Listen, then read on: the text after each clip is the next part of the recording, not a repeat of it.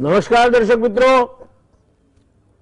માણસ માટે રોટી, કપડા અને મકાન પાયાની જરૂરિયાતો છે. આમાં પણ જો તંદુરસ્ત રહેવું હોય તો બે પાયાની બાબતો, શુદ્ધ અને સાત્વિક ખોરાકની સાથોસાથ મનને આનંદિત કરે તેવું વાતાવરણ,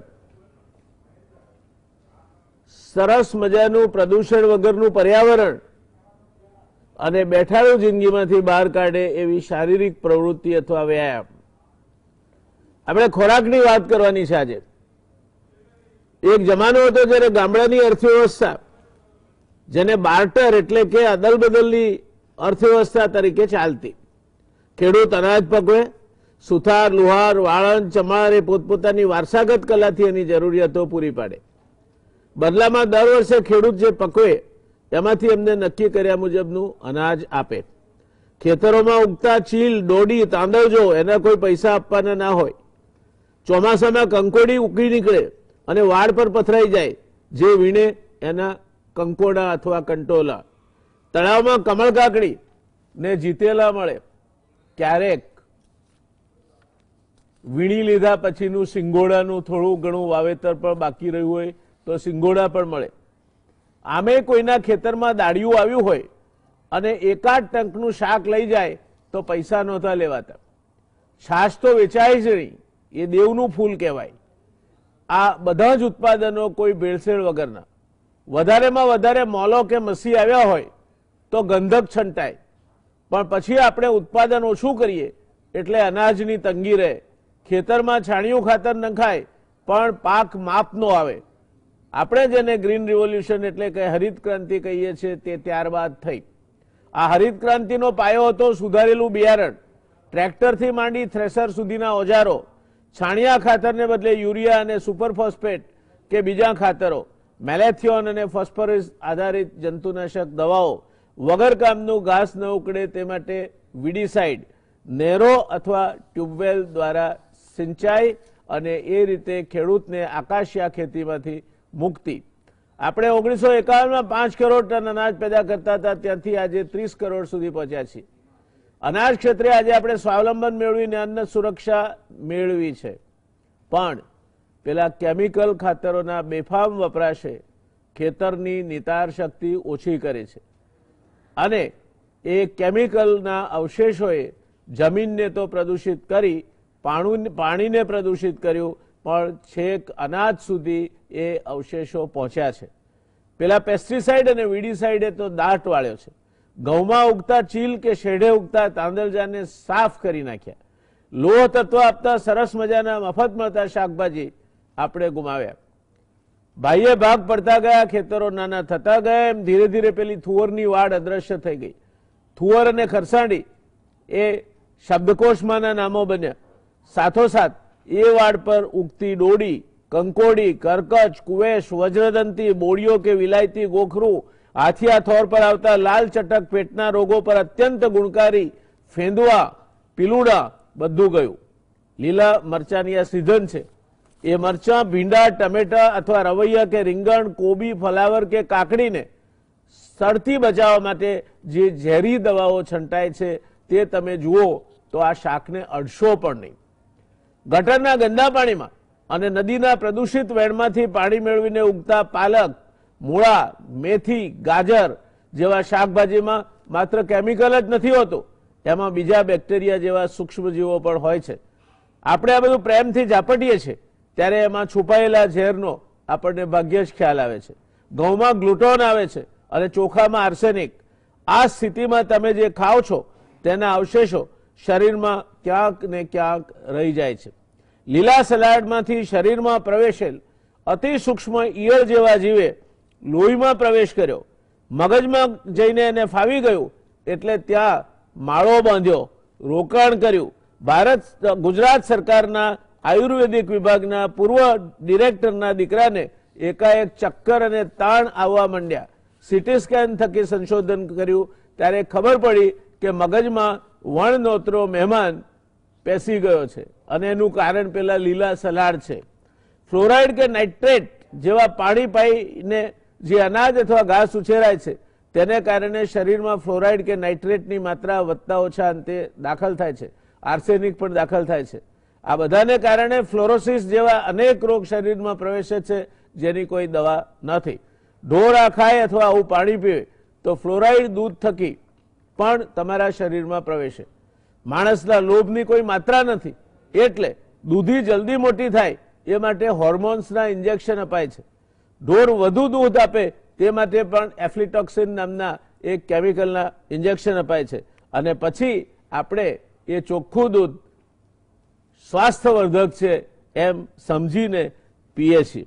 ગોળનો તાવડો ચાલતો હોય ત્યારે એમાં ખોબે ખોબે ડિટર્જન્ટ નખાય, જેથી મેલ કપાય અને ગોળ સોનેરી રંગનો થાય. તમારી આંખને ગમે, પણ શરીરને આ બધા કેમિકલ નુકસાન કરે છે. આ એક નાનું ટ્રેલર છે દર્શક મિત્રો.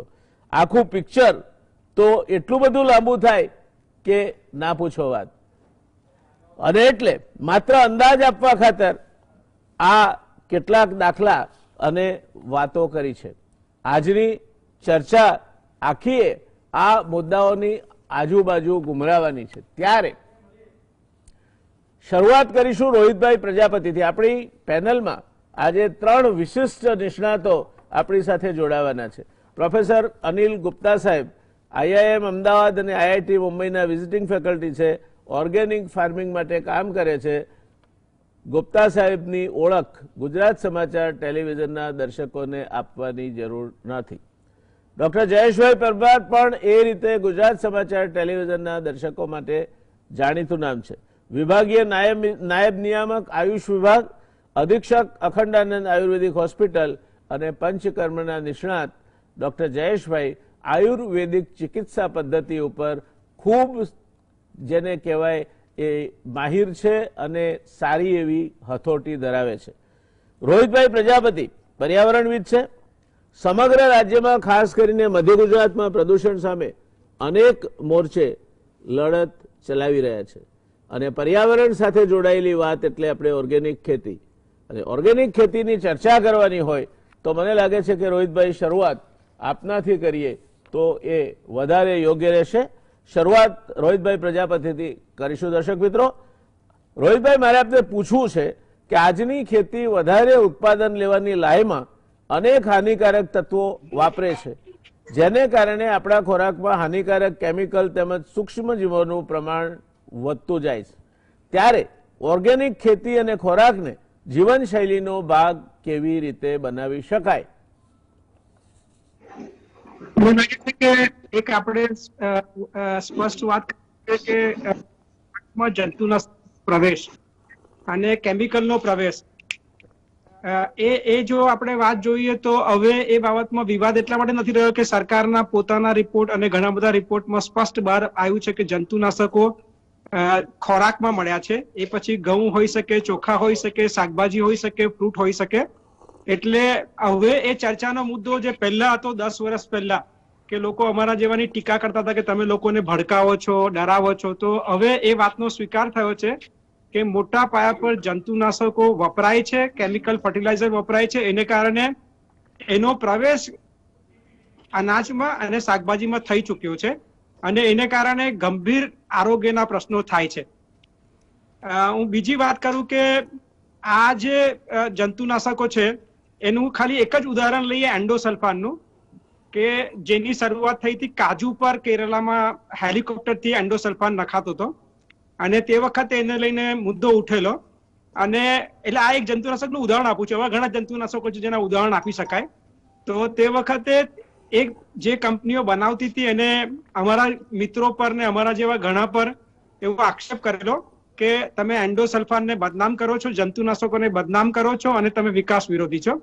પણ અલ્ટિમેટલી એ જે કાજુ પર એન્ડોસલ્ફાન છંટાતો હતો એના આસપાસના જે ગામો હતા એમાં કેન્સરનું પ્રમાણ અને અન્ય રોગોનું પ્રમાણ મોટું માલુમ પડ્યું. મેટર સુપ્રીમ કોર્ટ સુધી ગઈ અને હવે પરિસ્થિતિ એવી છે કે એન્ડોસલ્ફાન આખી દુનિયામાંથી ફેઝ આઉટ થઈ ગયો, કારણ કે એ વાત સ્વીકારવી પડી. એમાં તો ક્રિમિનલ ડિફેમેશન કેસ થયો હતો, જામીન લેવા પડ્યા હતા નિષ્ણાતો પર, એક્ટિવિસ્ટો પર, કે જેને એવું કીધેલું કે આને કારણે નુકસાન થાય. તો હવે જંતુનાશકોની આરોગ્ય પર અસર થાય છે એ વાતનો સ્વીકાર સરકારે બી કરવો પડ્યો છે. અને હવે ઠાલી ઠાલી ઓર્ગેનિક ફાર્મિંગની વાતો કરે છે. તો એક વાત છે. બીજી એક ગંભીર બાબત મારે આજે ધ્યાન પર લાવી છે કે જે લોકો ઓર્ગેનિક ફાર્મિંગ કરવાની કોશિશ કરી રહ્યા છે, હું અત્યારે જે ગામમાં છું એ મીઠીબેડી જસાપરા ગામ છે, જ્યાં ન્યુક્લિયર પાવર પ્લાન્ટ આવવાનો હતો. ભાવનગરનો વિસ્તાર છે, ત્યાં ઓર્ગેનિક ફાર્મિંગ મોટે પાયા પર થાય છે અને અમદાવાદ સુધી શાકભાજી જાય છે. અને એ જે ખેડૂતો છે એને પોતાની જે કોઓપરેટિવ જેવું એક સંગઠન બનાવ્યું છે, ખેડૂત હાટ કહેવાય છે. એમાં ભરતભાઈ જેવા લોકો છે, ભરતભાઈ જાંબુચા જે અહીંયા આગળ પાણીના રિચાર્જિંગમાં મોટું કામ કર્યું છે, નિલેશભાઈ જેવા લોકો છે, મધુબેન જેવા લોકો છે, એવા ઘણા બધા ખેડૂતો આ ઉગાડે છે અને એ ઇકોનોમિકલી વાયેબલ છે.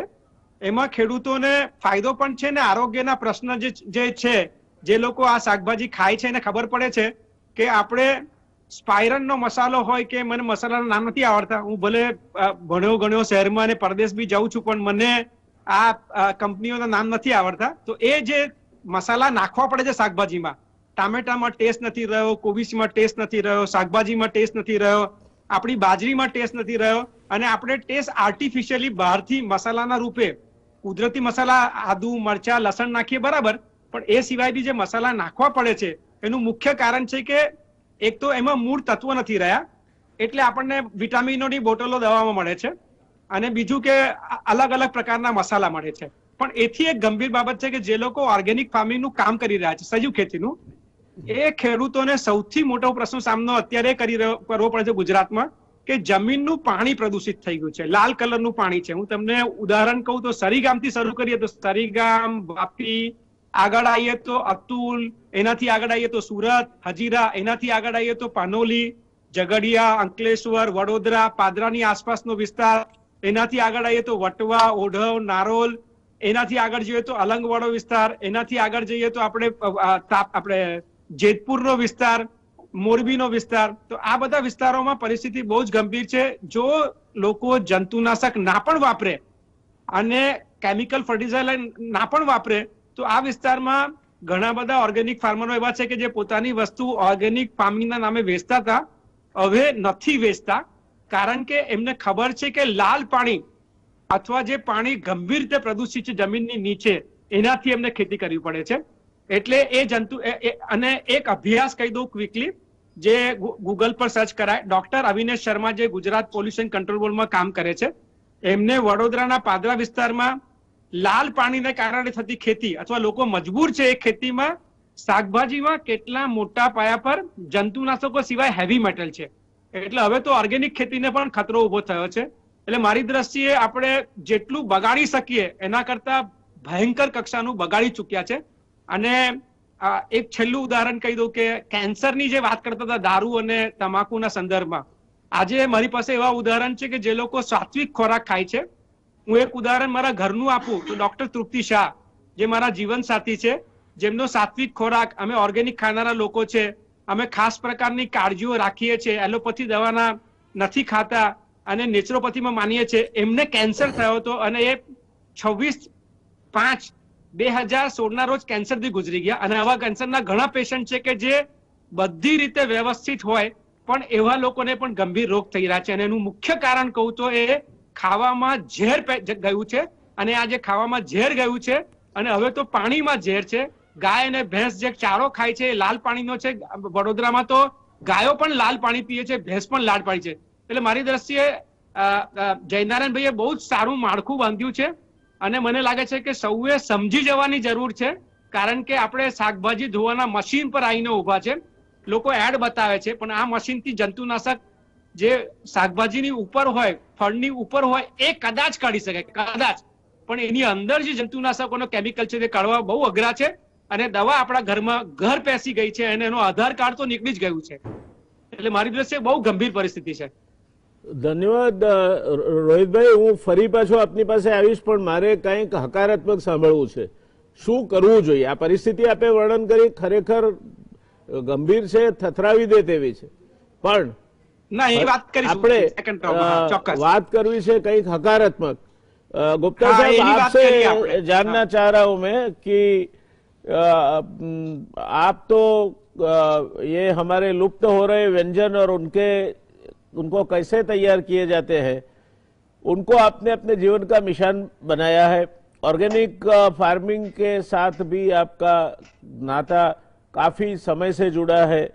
आप इस देश में जो हो सके वो तकनीकों का प्रयोग करने के लिए जाने जाते हैं और इस क्षेत्र के एक अग्रिम नामों में से एक है।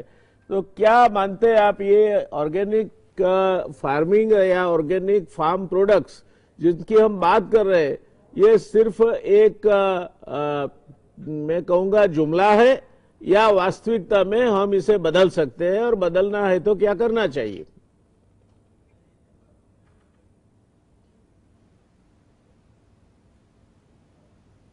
सही बताया कि आड़ असर जो है पेस्टिसाइड का वो बहुत ज्यादा है और उसके ऊपर काफी अध्ययन हुआ है, बहुत सारे रिसर्च हुई है। आनंद में भी बीटी टोबैको रिसर्च सेंटर में इसका अध्ययन हुआ, आईआईआई में हुआ, बहुत सारी जगहों पर इस अनुसंधान हुआ है और ये साबित हुआ है कि जो रेसिड्यूज हैं खास तौर से सब्जियों में और ऐसे अनाजों में जिसमें जो कम समय में पकते हैं, जल्दी जिनका उत्पादन लेना होता है, उसमें बहुत ज्यादा उसका रेसिड्यू मिलता है। ये समस्या तो सही है, उसका स्वास्थ्य पर असर पड़ता है, ये भी सही है। मेरे एक विद्यार्थी ने उस्ताद ने 1995 में काम किया था कि पेस्ट मैनेजमेंट कैसे किया जाए बिना रासायनिक दवाइयों के। 1995 में आईआईएम के अंदर थीसिस किया था उसने। तो ये समस्या है, इस समस्या का इलाज होना चाहिए, इसमें कोई दो राय नहीं। अब क्या क्या हम कर सकते हैं? तो पहली बात तो हमें ये माननी पड़ेगी कि जो इसका बाजार है वो धीरे धीरे बढ़ रहा है। आपको मालूम है हर साल सात्विक पारंपरिक खाद्य उत्सव में करीबन 70-80 किसान आते हैं पूरे गुजरात से और बाहर के राज्यों से भी, जो अपना जैविक तरीके से उगाया हुआ अनाज बेचते हैं और उनके लिए बाजार बनता है। इस साल तो नहीं हो पाएगा कोविड-19 की वजह से, लेकिन हर साल आप कई बार आए होंगे वहां पर, आप आए थे पिछले वर्ष भी, काफी वहां पर व्यवस्था रहती है और काफी लोग आते हैं। 50-60 हजार लोग 3-4 दिन में आ जाते हैं और लेके जाते हैं कितने सारे साल जो चीजें सामान को चाहिए होता है उसके लिए। तो एक तो तरीका, एक तो हमारा विकल्प ये होना चाहिए कि हर जिले में, हर शहर में ऐसी जगह हो जहाँ पर ऑर्गेनिक फार्मर्स आकर अपना माल बेच सके। उनके लिए एक नियत बाजार हो, एक नियत व्यवस्था हो, ताकि लोगों को पता हो कि कहाँ हमें ऑर्गेनिक मिलेगा और वो जाकर वहां से ला सके। एक देश की बहुत जरूरत है। दूसरी बात है कि जो मार्केट यार्ड हैं उसके अंदर भी लैब हो ऐसी जो टेस्ट कर सके। उसके लिए हमें बहुत अनुसंधान भी करना पड़ेगा। अभी हमें पेपर स्ट्रिप टेस्ट बनाने पड़ेंगे जिससे कि हम उसके अंदर छोटा सा पंक्चर करेंगे और पता लग जाएगा कितना रेसिड्यू है। ज्यादा हमारी जो टॉलरेंस लिमिट है उससे ज्यादा है अगर, तो हम कम से कम उस सब्जी को नहीं खाएंगे या उसको नहीं बेचेंगे, वहां पर बेचेंगे। तो इस तरह से बहुत जरूरी है कि सुविधा बनाई जाए पीएमसी में कि वहां पर जो सब्जियां हैं खास तौर से, बाकी अनाज पर भी टेस्ट करने की सुविधा मिले किसानों को, कम खर्च पर या बिना खर्च पर। तीसरी बात है कि जो जितना ऑर्गेनिक खाना होगा, अनाज होगा, उसको कीड़ा भी उतना ही ज्यादा खाता है जितना हमें अच्छा लगता है। उसमें कीड़ा बहुत लगता है। कीड़ा लगेगा तो उसका मतलब उसके जो भंडारण की व्यवस्था है वो भी विशेष तरह से करनी पड़ेगी। उसमें हम वो पारा इस्तेमाल नहीं करेंगे, जैसे गोबर में पारा लगाकर बहुत से लोग गुजरात में रखते हैं, उसमें दवाइयां डालते हैं, वो सब नहीं करेंगे। उसके बहुत सारे तरीके हमने फैक्ट्री में, हनी बी नेटवर्क में हमने इकट्ठे किए हैं। उन तरीकों का भी हम इस्तेमाल करें और उन तरीकों से हम अपने अनाज को बचाएं। और सब्जियों के लिए कोल्ड स्टोरेज की व्यवस्था बनानी पड़ेगी हमको अलग अलग जिलों में, जहाँ जहाँ बाजार है, शहर हैं, उनके आसपास, ताकि जब सब्जियां किसान लेके आता है और अगर सही दाम नहीं मिला तो फिर वो उसको वापस ले जाना पड़ेगा, खर्चा पड़ जाएगा। तो उसको जैसे भी दाम पे होता है बेचना पड़ता है, क्योंकि कोई स्टोरेज की व्यवस्था नहीं है। तो हर एपीएमसी में कोल्ड स्टोरेज सब्जियों के लिए होना चाहिए जिसमें किसान अपना माल रख सके और अगले दिन, 2 दिन, 3 दिन कम से कम बाद में अगर अच्छा भाव मिलता है तो बेच सके उसको। तो ये तीसरी बात है। चौथी बात है कि जो खाद बनाने की बात है, अभी बहुत ज्यादा जैविक खाद का प्रयोग अभी नहीं होता है। जानवर भी कम हो गए हैं और उसकी वजह से जो खाद इतनी बननी चाहिए तो उतनी बनती भी नहीं है। लेकिन तरीके हैं जिससे बायोमास, जो हमारा जैविक पदार्थ है, उससे गोबर से जितना मिलता है उससे खाद अच्छी बनाई जाए, सूक्ष्म जीवाणु उसमें अच्छे हों।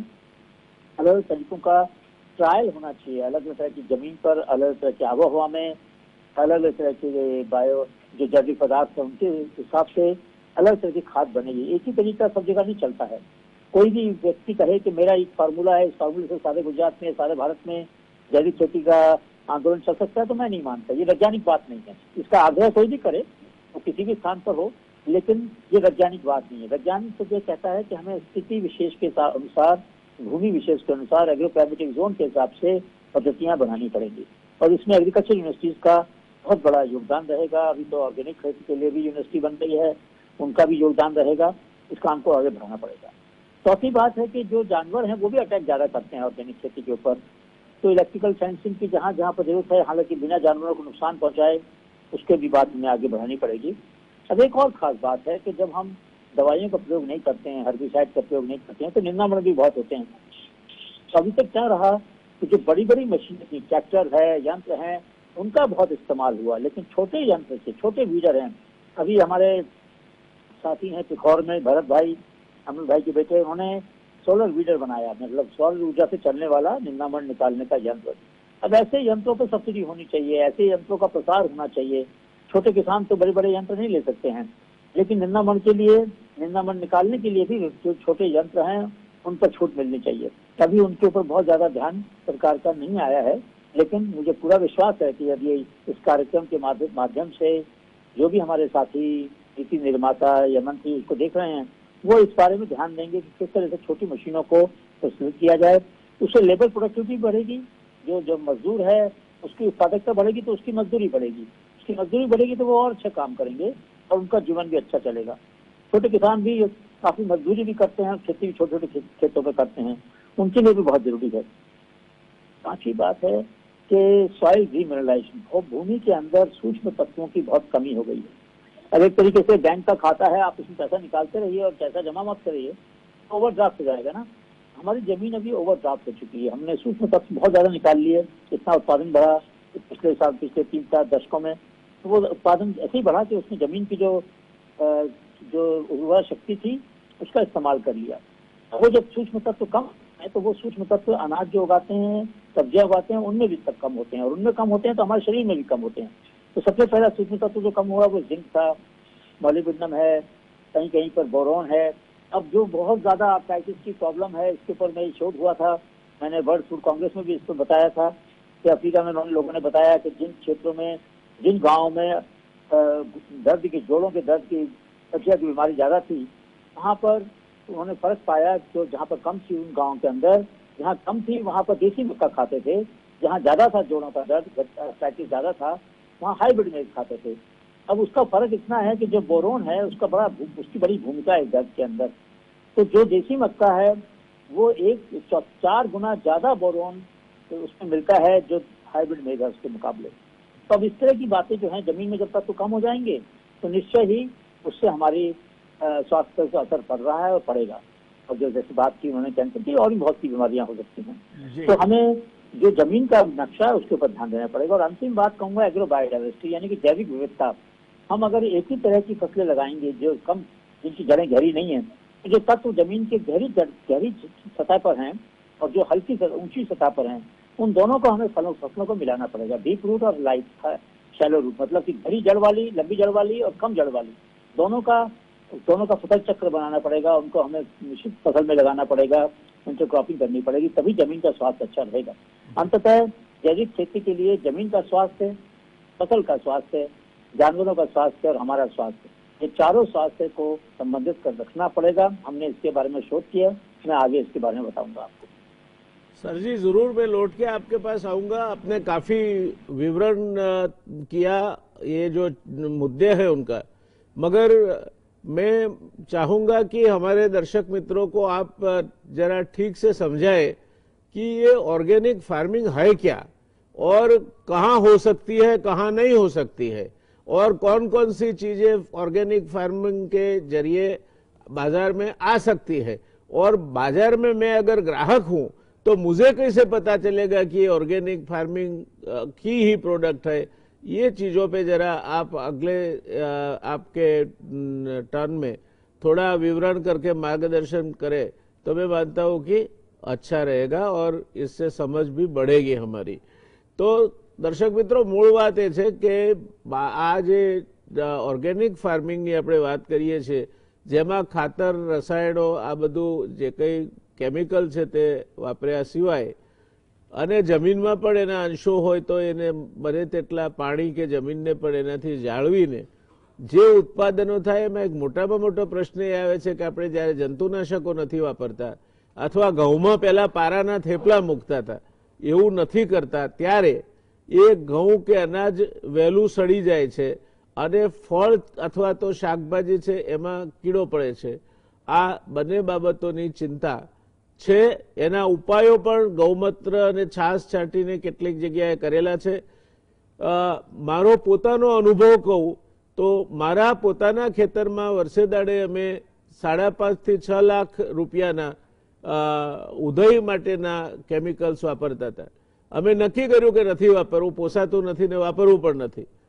અને અમે અમારા ત્યાં ગાયો પણ છે એટલે ખાડો ખોદીને પહેલો થર એના ઓગાટનો છાણનો કર્યો, એના ઉપર લીમડાના પત્તા નાખ્યા, એના ઉપર જથ્થાબંધ ફોગટીઓ ઉગે છે બહાર, એ ફોગટીઓ પાથર્યો, એના ઉપર તમાકુની ગરદી નાખી, આમ 4 થર બનાવી અને આખો ખાડો ભર્યો અમે.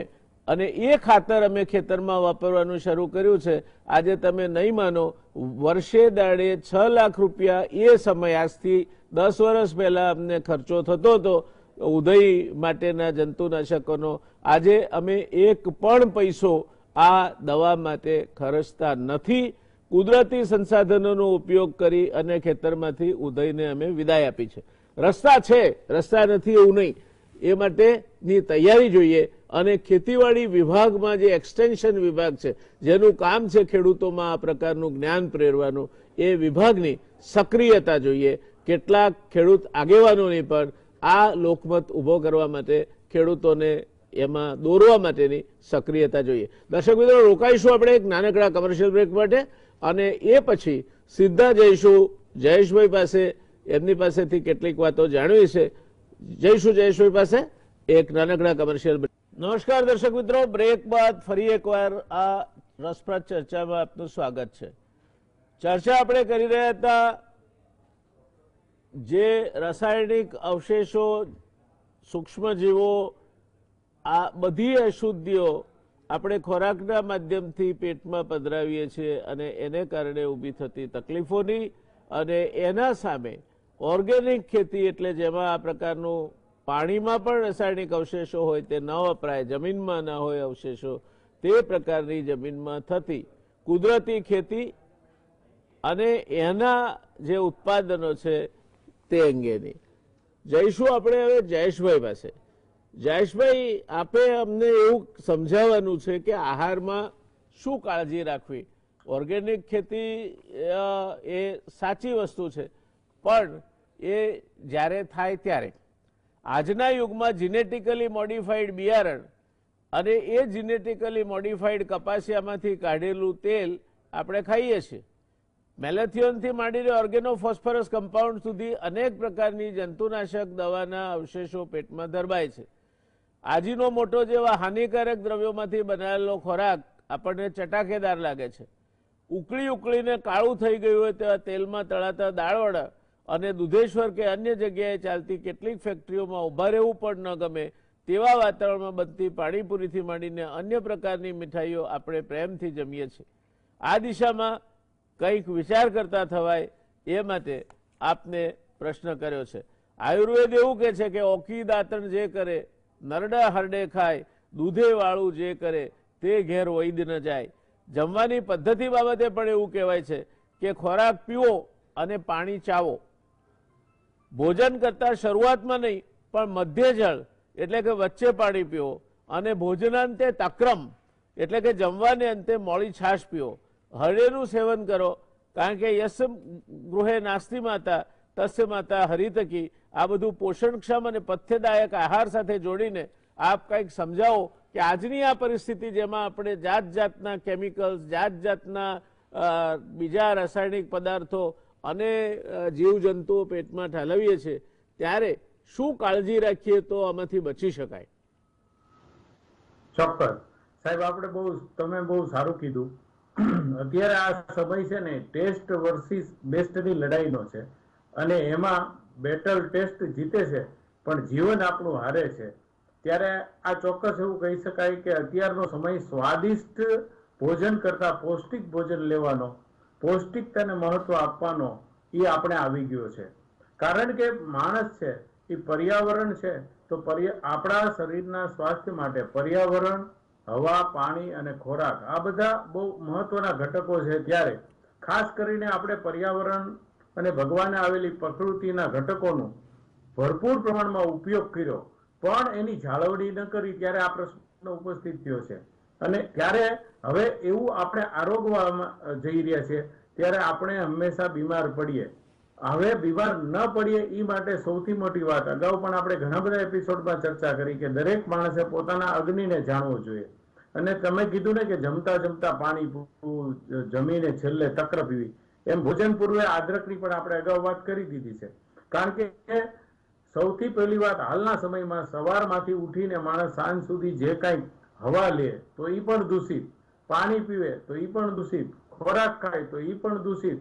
તો એની સામે નહીં તો ભગવાને આપણને 100 વર્ષનું સતાયું જીવન સ્વસ્થ રીતે જીવી શકીએ એવા સેન્સરો સાથે આપ્યું છે કે કોઈ પણ માણસ નાનું એવું પોઈઝનનું કાંઈ પણ અંશ જાય પેટમાં તો તરત ઝાડા થઈ જાય. સેન્સર વર્ક કરે, ઝાડા ઉલટી થાય ને એ જે 20 તત્વો છે એ નીકળી જાય. પણ હવે જ્યારે કોઈ પણ બોડીને પોષણની જરૂર છે અને એમાં પણ આ તત્વો આવી ગયા, કીધું ને કે હવે ભાઈ ઘઉંમાં આવી ગયા, ખોરાકમાં આવી ગયા બધા. કારણ કે માણસની માનસિકતા બદલવાનો પ્રશ્ન છે. દરેક માણસે પોતાની માનસિકતા બદલી, થોડોક જેને કહેવાય ને માનવતાવાદીકરણ રાખી અને આ જો બધું ફાર્મિંગમાં ધ્યાન આપે તો ચોક્કસ થાય. અને હવે આપણે વાત કરીએ કે ભાઈ કઈ રીતે એની સામે રક્ષણ મેળવી શકીએ, તો દરેક લોકોએ પોતાના જઠરાગ્નિને જાળવવાનો છે. દરેક લોકોએ ટેસ્ટ કરતા બેસ્ટ ક્વોલિટી ફૂડ લેવાનું છે. સાથે સાથે હંમેશા આપણે જોઈએ છે કે લોકો બહુ બહોળા પ્રમાણમાં લીલા શાકભાજીનું જોવે છે, પણ એની અંદર ઓર્ગેનિક છે એ કઈ રીતે નક્કી કરી શકે? આ પણ એક મોટો પ્રશ્ન છે. કોઈ વ્યક્તિ આવીને કહે છે કે મારી પાસે રીંગણા ઓર્ગેનિક છે, તો એ રીંગણા લઈને આપણે રસોઈ બનાવશે, પણ એ ઓર્ગેનિક છે એ કઈ રીતે નક્કી કરી શકાય? તો પેલા તો ટેસ્ટ જ એવો હતો, ટેસ્ટ માટે કઈ વ્યંજનો નાખવા નહોતા પડતા. તો જુદા જુદા ખોરાક આપણી જે રાંધવાની જે જૂની રસોઈ હતી કે જેમાં મરી, મસાલા, જીરું, હિંગ એનાથી વઘાર કરવામાં આવતો. પેલા પાણીને સાફ કરવામાં આવતું, સાફ કર્યા પછી એને સુધારવામાં આવતું, સુધાર્યા પછી એને ગરમ પાછું વઘારવામાં આવતું. અને આ જે વઘારની અંદર આ બધા જે તત્વો આપણે નાખતા, પ્રક્ષેપ દ્રવ્યો, અજમો, ધાણાજીરું, જાયફળ, લવિંગ, કોકમ, આ બધું છે એ અંદરના જે ખરાબ તત્વો છે એને શુદ્ધ પણ કરતું અને આપણા પાચક પણ બનતું અને જઠરાગ્નિને જાળવતું.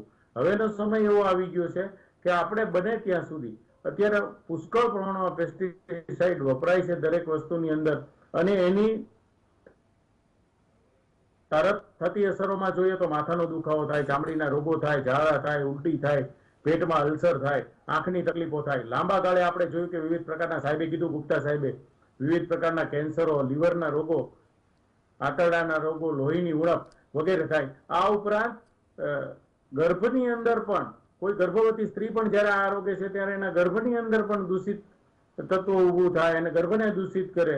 અને જન્મજાત ખોડ ખાપડ વાળા બાળકો પણ જન્મે. જયારે આવી બધી ઇફેક્ટ છે ત્યારે માણસ માત્ર એટલું સમજી જાય કે આપણે સંયમી અને ખપ પૂરતું જે ખાવાની વાત છે એ ખપ પૂરતું જો રાખે માણસની માનવતાને. તમે શરૂઆતમાં જે કીધી ને કે એકાબીજા કોઈ રીંગણા આપીને પોતાના ઓલામાંથી તુરિયા લઈ જાય, તુરિયા આપીને ઘઉં આપીને બાજરો લઈ જાય, બાજરો આપીને ઘઉં લઈ જાય, એની અંદર કોઈ ઓલી નહોતી, દોષ નહોતો, એટલે ત્યારે માણસો સ્વસ્થ પણ રહેતા. આમ છતાં હવે જયારે આ જીવન છે ત્યારે પાણી છે તો આપણે સૌથી પહેલી હવા, પાણી અને ખોરાક ત્રણેયની શુદ્ધિ જરૂરી છે, તો માણસને સારું રહેશે. શુદ્ધિ કરવી હોય તો આપણે શરૂઆતમાં કે સમ્રાટ અશોક હતા, એને રસ્તાની બંને બાજુએ વૃક્ષો વાવ્યા હતા. એને ત્યારે ખબર નહીં હોય. અત્યારે આપણે રસ્તાની બંને બાજુ વૃક્ષો હોય છે અને એ પ્રદૂષણને દૂર કરે છે, પ્રદૂષણ જે દૂષિત કરે છે, ધુમાડા વગેરે, એને ફાઇટ આપે છે.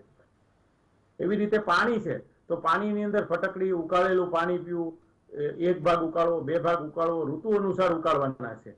કે ભાઈ જો શિયાળો છે તો અડધું પાણી બાળી દો, ઉનાળો છે તો ચોથા ભાગનું તમે ઉકાળો. આવી રીતે અષ્ટાવશેષ પાણીની વાત કરી છે. એ પાણીને પોષણક્ષમ બનાવવાની વાત છે અને એની દૃષ્ટિ દૂર કરવાની છે. હવા માટે વૃક્ષોનું જતન કરવું જરૂરી છે, માણસોની માનસિકતા બદલવી જરૂરી છે. આ ઉપરાંત ગૂગલ છે, લીમડો છે, એ બધાની જે નગોળ એનો અમુક સમયે પ્રદૂષિત વાતાવરણ વખતે જો ધુમાડો કરવામાં આવે, ગાયના છાણનો રોજ આપણે ગાયના છાણ અને ઘીનો દીવો કરવામાં આવે તો ચોક્કસપણે વાતાવરણની શુદ્ધિ થાય છે, હવાની શુદ્ધિ થાય છે. બીજું ફેક્ટર છે પાણીની શુદ્ધિ માટે. તો દૂષિત પાણી છે એના માટે આપણે ઘરની અંદર પહેલાના સમયમાં કહેતા કે ભાઈ ફટકડી ફેરવી દો. દૂષિત પાણી ચોમાસામાં આવે, ફટકડી ફેરવે એટલે 2 દિવસ 4-5 કલાકમાં બધી અશુદ્ધિઓ તળિયે બેસી જાય અને એકદમ પાણી ચોખ્ખું થઈ જાય. તો એ સારામાં સારો પ્રયોગ છે, એ આપણે કરીએ. સાથે સાથે ખોરાકની શુદ્ધિ કઈ રીતે કરવી? તો ખોરાકની શુદ્ધિ અંદર આપણે જેમ કીધું ને કે બહારથી તમારી શુદ્ધિ ધોવાથી સાફ થાય, પણ અંદરથી કઈ રીતે થશે?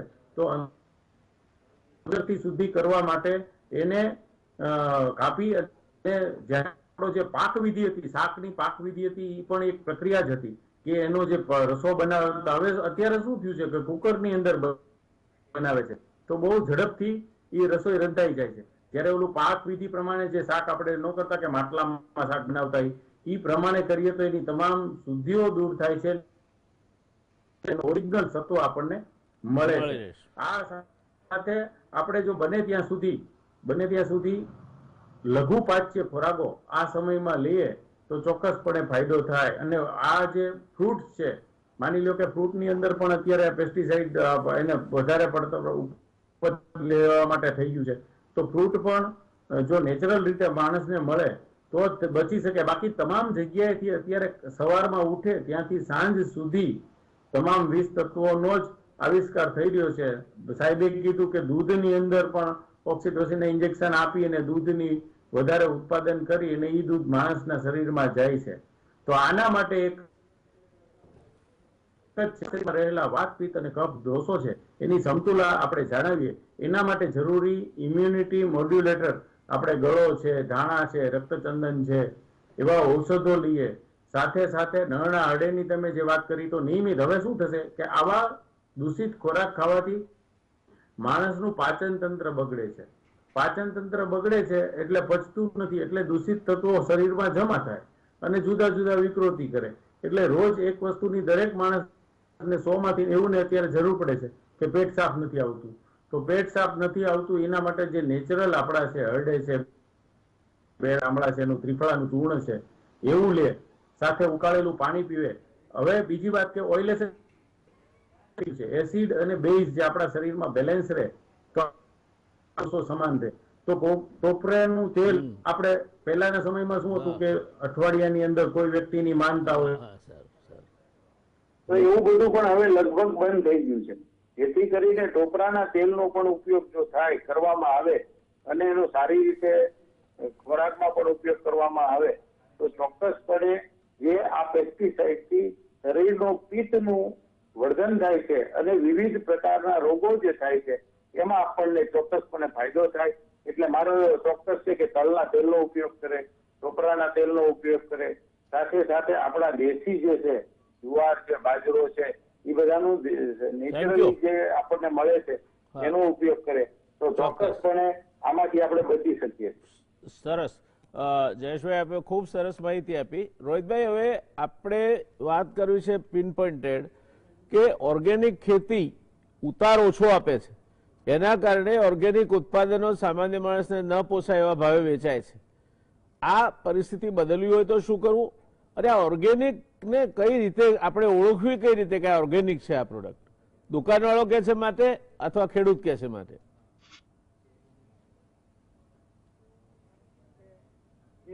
આપણે જે સવાલ કર્યા બહુ પાયાના કર્યા અને લોકોની આ મૂંઝવણ છે. એક તો હું પહેલા કહી દઉં કે જે વાત થઈ રહી છે, ગુપ્તા સાહેબે બહુ મહત્વના મુદ્દા રેઝ કર્યા. અને બીજી એક સ્પષ્ટ વાત કહું તો આપણે એવું માનીએ છીએ કે ઓર્ગેનિક જે વસ્તુઓ છે એ સ્વાદિષ્ટ નથી બનતી. હું પહેલા કહી દઉં કે બહુ સ્વાદિષ્ટ હોય છે અને એનો સ્વાદ એવો અનેરો હોય છે કે જે લોકો આ ચાખે છે અને એકવાર ખાવાની શરૂ કરે છે તો બીજી વાર માંગે છે. અને એનું હું તમને 2 ઉદાહરણ આપું કે જ્યાં ઓલરેડી મોટા પાયા પર આ થઈ રહ્યું છે. એક ઉદાહરણ છે વડોદરાનું, જ્યાં વસુંધરા નામની દુકાન છે. કે એ ખેડૂતો ની જે જગ્યાઓ છે જ્યાં એક નાની ટીમ જાય છે, જોવે છે કે એ લોકો ઓર્ગેનિક ખેતી કેવી રીતે કરે છે અને ઓર્ગેનિક નું શું ધ્યાનમાં રાખે છે, અને એ વિશ્વાસવાળા ખેડૂતોનું એક લિસ્ટ બને છે અને એની શાકભાજી એનું અનાજ આવે છે. અને જેમ આપણે લોકો કહેતા હોય છે કે મારી આ બુસ્ટર્ડ છે તે આ કંપનીનું છે, એવી રીતે તમને સ્પષ્ટ ખબર પડે કે તમારો બાજરો, તમારા ઘઉં, તમારા રીંગણ, તમારું ફુલાવર, તમારી કોબીજ, તમારી પાપડી, તમારા ભીંડા કઈ જગ્યાએથી આવે છે, કોના ખેતરમાંથી આવે છે. અને દર વર્ષે એક પ્રવાસ પણ ગોઠવવામાં આવે છે કે તમે આ ખેડૂતોની ખેતરમાં જઈ શકો અને જોઈ શકો. બીજું એક અમદાવાદના સંદર્ભમાં ઉદાહરણ આપું તો ભાવનગરમાં જે મીઠીવેડી વિસ્તાર છે, જ્યાં ન્યુક્લિયર પાવર પ્લાન્ટ આવવાનો હતો, ત્યાં લગભગ 24 ખેડૂતોએ ભેગા થઈને, નાના ખેડૂતો છે, એને પોતાનું ઓર્ગેનિક ખેતી શરૂ કરી છે. અને છેલ્લા 4 વર્ષથી એ લોકો પોતાનું શાકભાજી ખેડૂત ખાસ શબ્દ વાપરે છે, દુકાન શબ્દનો એમને વાંધો છે. એ લોકો ભાવનગરમાં વેચે છે અને એમના ગ્રાહકો નક્કી છે અમદાવાદમાં. તો અમદાવાદમાં મહિનામાં 2 વાર એટલે અઠવાડિયામાં 2 વાર એ શાકભાજી આવે છે અને અઠવાડિયામાં 4 વાર શાકભાજી આવે છે. અને એમાં મધુબેન છે, મંજુલાબેન છે, ભરતભાઈ જાબુચા છે, નિલેશભાઈ દિહોરા છે, એ લોકોએ આખી એક ટીમ બનાવી છે. અને એ લોકો નામ, ફોન નંબર, કયું ગામ અને કયા ખેતરમાં આ થાય છે એ તમને પહોંચાડે છે. અને અમદાવાદના અને અત્યારે વડોદરાથી એક ટીમ મારી સાથે અહીંયા આગળ મીઠીવેડી આવી છે કે જે લોકો જોવા આવ્યા છે કે એમનું શાકભાજી કે કેરી, ખાસ કરીને કેરી ક્યાંથી આવે છે અને એ ઓર્ગેનિક છે તો ક્યાં ઉગે છે એ જોવા લોકો આવ્યા છે. તો આવા કુટુંબો આ ખેતરમાં આવીને રહે છે, એ જગ્યા જોવે છે, એટલે એ પ્રવાસ ગોઠવે છે અને લોકોને કહે છે કે તમે અચાનક આવો અને જુઓ. અને એક નાની ટીમ બનાવી છે કે જે રોજબરોજ આ ખેતરમાં જાય છે ને જુએ છે કે આ સજીવ ખેતી માટે એ લોકો શું ધ્યાનમાં રાખે છે, જંતુનાશક નાખે છે કે નથી નાખતા, એમની જે મુશ્કેલીઓ છે બીજી રોગનો સામનો એમને પણ કરવો છે, તો એના એ લોકો સૂચનો પણ કરે છે. અને હું ભાવની વાત કરું તો અત્યારે જે ભાવનગરનું જે ગ્રુપ છે જે ખેત પેદાશો પહોંચાડે છે, તો એમાં 2 ફાયદા છે. કારણ કે ખેડૂત અને ગ્રાહક બેની વચ્ચે લોકો સીધી વાત કરે છે. જે વેચનાર છે એ અને ખરીદનાર છે એની વચ્ચે કોઈ જ નથી, એ જ લોકો છે. અને એનો જે ભાવ છે એ મારી દ્રષ્ટિએ બજારના ભાવની નજીકનો ભાવ છે. અને એ જે શાકભાજી અને અનાજ જે લોકો અમદાવાદમાં અને આસપાસના લોકો ખાય છે, એ લોકો આગ્રહ રાખે છે કે આ વખતે અમને ટામેટા કેમ ના મળ્યા, આ વખતે અમને ઘઉં કેમ ઓછા મળ્યા, બાજરી કેમ ઓછા મળે. તો એ થઈ શકે એમ છે.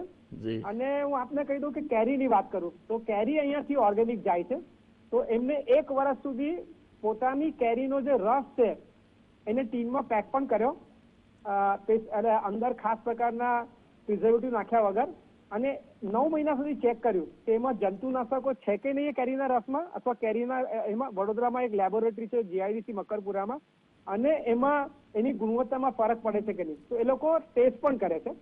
અને એ કહી દઉં કે એમાં એ લોકો અનાઉન્સ કરે છે કે આ જે ખેડૂતનું ખેતર છે એ પહેલી વાર ઓર્ગેનિક કરી રહ્યું છે, સજીવ ખેતી કરી રહ્યું છે.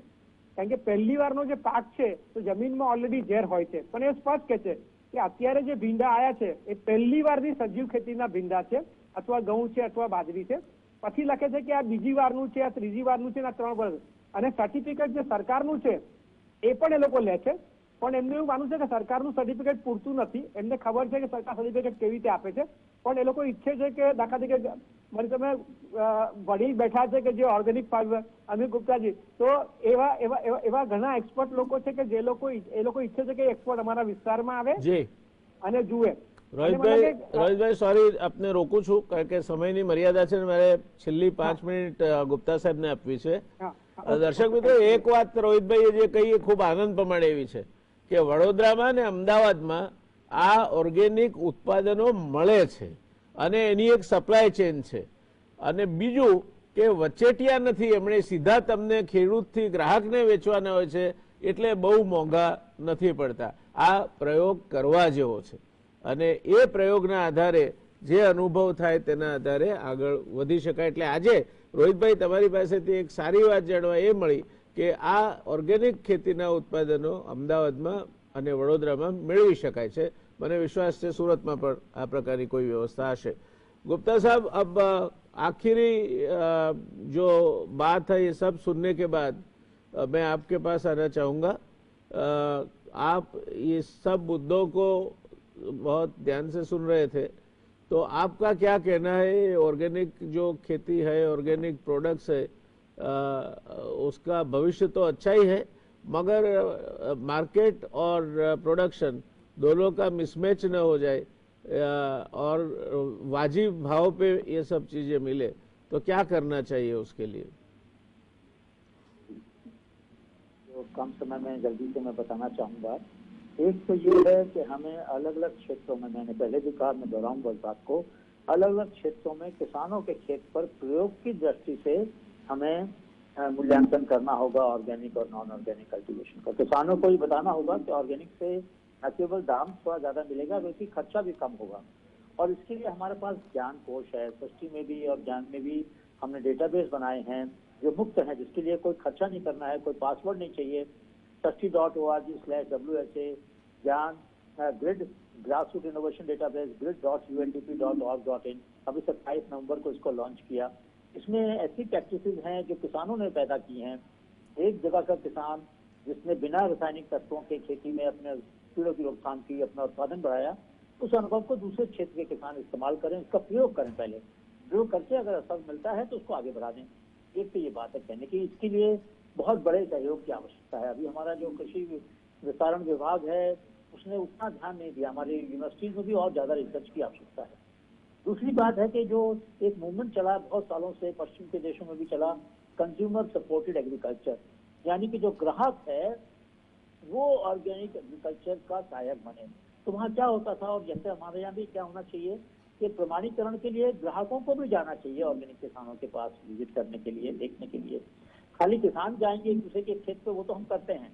कृषि में जो भी अनाज आता था साफिक के अंदर पिछले साल तक आया है, आगे भी आएगा, तो वो किसान ही उसका मूल्यांकन करते हैं। किसान दूसरे किसान के खेत में जाता है, आसपास बात करता है, देखता है, मिट्टी को देखता है, पौधों को देखता है, उसका जो भी अंदाजा है उसके हिसाब से वो अंदाजा लगाते हैं, देखते हैं। क्योंकि हमारे यहाँ बहुत ज्यादा अभी पद्धति नहीं बनी है सारा हिसाब रखने की। कायदे से तो हर किसान को, जो ऑर्गेनिक फार्मर है, उसको हिसाब रखना चाहिए, कब पानी दिया, कब कितनी खाद दी। तो उससे जो ग्राहक हैं, जो लोग आएंगे मूल्यांकन करने के लिए, उनको आसानी होगी। तीसरी बात है कि जो डॉक्टर्स हैं अभी उन्होंने भी कहीं कहीं पर सलाह देना शुरू किया है कि भाई आप ऑर्गेनिक खाना खाइए, आपके पास जो तकलीफ है उसका इलाज मिलेगा। हमने एक अध्ययन किया था, मैंने आपको कहा था, मैं उसके बारे में बताऊंगा। पंचमहल में हमने 8000 परिवारों का अध्ययन किया गांव के अंदर कि कहाँ क्रॉनिक डिजीजेज ज्यादा हैं, जैसे जो लोगों ने खुद बताई कि जिनके पास दिल की बीमारी है या कुछ और किडनी की बीमारी है, इससे क्रॉनिक डिजीज कितनी है इसका मूल्यांकन किया। उसमें से हमने फिर 2 गांव ऐसे लिए जहाँ बहुत कम थी ऐसी बीमारियां, और 2 गांव लिए जहाँ ज्यादा थी बीमारियां। फिर हमने जमीन का विश्लेषण किया। आनंद एग्रीकल्चर यूनिवर्सिटी के वैज्ञानिक थे, डॉक्टर थे, काफी सारे साथी मेरे चिंतन और उसके साथ में काफी सारे सहयोगियों ने मिलकर करीबन 30 लोगों की टीम थी। और उसमें जो अध्ययन किया जमीन का, फिर जो अनाज खाते थे उसका, फिर जानवर जो उसका चारा खाते थे उनका खून का टेस्ट किया, और लोगों ने सहयोग किया। जिन लोगों ने, जिनके पास ज्यादा बीमारी थी, जिनके पास नहीं थी, उनका भी ब्लड टेस्ट किया। और हमें पता चला कि जो कॉपर है, यानी कि तांबा जो है, वो एक अच्छा मिनरल मिला जिसने कि डिस्क्रिमिनेशन में मदद की कि भाई अगर तांबे की मात्रा अच्छी है, जमीन से जो तांबा था वो हमारे खुराक तक पहुंचा है, मनुष्य तक पहुंचा है, तो वहां पर क्रॉनिक डिजीज कम है। मैं भी रिसर्च में पढ़ रहा था, ऐसे अध्ययन किए गए हैं, वैज्ञानिकों का ध्यान गया है इस तरफ। हमारे यहाँ तो पुरानी बात थी कि तांबे के बर्तन में पानी पीना चाहिए। तो मतलब ये है, तो सूक्ष्म तत्व हैं, इनके बारे में वैज्ञानिक आधार हम जब लोगों को देंगे तो उनका विश्वास और बढ़ेगा। अभी हमारी वैज्ञानिक शोध की बहुत कमी है इस क्षेत्र में, उसको बढ़ाना चाहिए। उसके लिए सरकार को सहायता देनी चाहिए। उसके लिए जो स्वयंसेवी संस्थाएं उनको भी आगे आना चाहिए। जी सर। इसके अलावा हमने, जी मैं एक बात और कहूंगा। आपको, मुझे खेद है, मैं आपको सुनना ज्यादा समय हमारे दर्शक मित्रों के लिए भी चाहते थे, मगर समय की मर्यादा हमें रोक रही है। फिर से आपके ज्ञान का लाभ लेंगे। દર્શક મિત્રો, આપણે નકરું ઝેર ખાઈએ છીએ અત્યારે। આ જે જંતુનાશકોથી માંડીને, કેમિકલ ખાતરોથી માંડીને, વધારે દૂધ માટેના ઇન્જેક્શનો કે દૂધીને જલ્દી મોટી કરવા માટેના ઇન્જેક્શન કે કપાસિયો જે આપણે જીનેટિકલી મોડિફાઈડ છે એનું તેલ, આ બધી જ વસ્તુઓ શરીર માટે હાનિકારક છે। ઉપાય શું? તો ઉપાય એ ઓર્ગેનિક રીતે કુદરતી સાધનો અને એ રીતે જેમાં કોઈ પણ પ્રકારના જમીનમાં પણ કેમિકલ ઝેર ના હોય તે રીતે ઉત્પન્ન કરેલ પેદાશો આપણે ખાવી જોઈએ. અને એ માટે ધીરે ધીરે શરૂઆત થઈ છે. આજે જે વાત રોહિતભાઈએ કહી, જે વાત ગુપ્તા સાહેબે કહી, એ હવે એ તમને ક્યાંથી મળે છે એ માટેની માહિતી ઉપલબ્ધ છે અને એ મળી શકે છે. તો ધીરે ધીરે આપણામાં પણ આ સજાગતા આવે તો હું માનું છું કે કદાચ 10% વધારે પૈસા તમે ઓર્ગેનિક પેદાશો ખાવામાં ખર્ચશો તો 50% વધારે પૈસાને સુખી જીવન તમારું તમે મેળવી શકશો, બચાવશો દવાઓમાં ખર્ચાતા અને જીવન સુખેથી વિતાવી શકશો. આપણે આ વિષયને આગળ વધારીશું થોડા એક અવકાશ પછી ચોક્કસ પ્રશ્નો સાથે, ક્યાંથી શું મળે અને કઈ રીતે મેળવી શકાય વગેરે બાબતોની ચર્ચા આગળ વધારીશું થોડોક અવકાશ જાય પછી. અને ત્યાં સુધી આટલી માહિતી ઉપર આપ વિચાર કરીને ક્યાં ક્યાં તમે તમારા ઘરમાં ઓર્ગેનિક પ્રોડક્ટ વાપરી શકો છો, ક્યાંથી લાવશો, આનું આયોજન કરી અને કામ કરો. બાકી રોહિતભાઈએ કહ્યું તે પ્રમાણે પેલે ઓઝોનાઇઝરથી કદાચ બહારની સપાટીએથી જંતુનાશક ધોવાતા હશે, ક્યાંક કીટાણુઓ દૂર થતા હશે, અંદર એની કોઈ અસર થતી નથી. આ વાત સાથે આપણે આજની ચર્ચાને વિરામ આપીશું. મને લાગે છે તમને મજા આવી હશે આજની ચર્ચામાં. મળીશું આવતીકાલે વળી એક નવા વિષય સાથે, નવી પેનલ સાથે. ત્યાં સુધી શુભરાત્રિ, શબ્બા ખેર.